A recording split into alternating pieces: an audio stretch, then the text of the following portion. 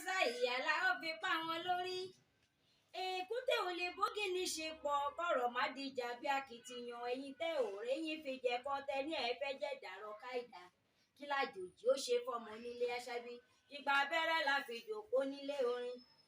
ìgbà abẹ́rẹ́ la fi jòkó nílé orin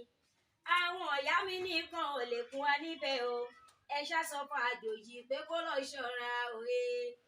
ọpọ́n kúkúrú lórúkọ tá ń pè fá ọkùnrin gìrìgìrì lórúkọ tá ń pè ìṣòra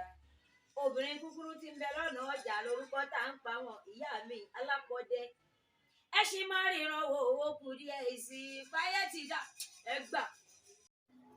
ọ̀rọ̀ yìí dorí ò dorí ìyàwó ọmọ máa ṣì Àyìndé mi máyégún ọmọ tèmi àlèmọ̀ ṣáríyá déndé mi Àjàó IBD Samsudeen Adékúnlé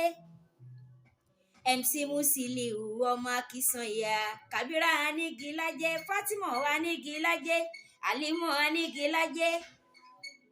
Fáúsátù ọ̀kẹ́ owó gbogbo wa pátá ọmọ àṣìyàlá ọmọ Adékúnlé bàbá ráfíà bàbá bọ̀bọ̀ ọ̀rọ̀ ìkànnì mo délé orin ayé ẹ má tàpá sí wa gan ẹ faramọ́ wa bó ṣe jẹ́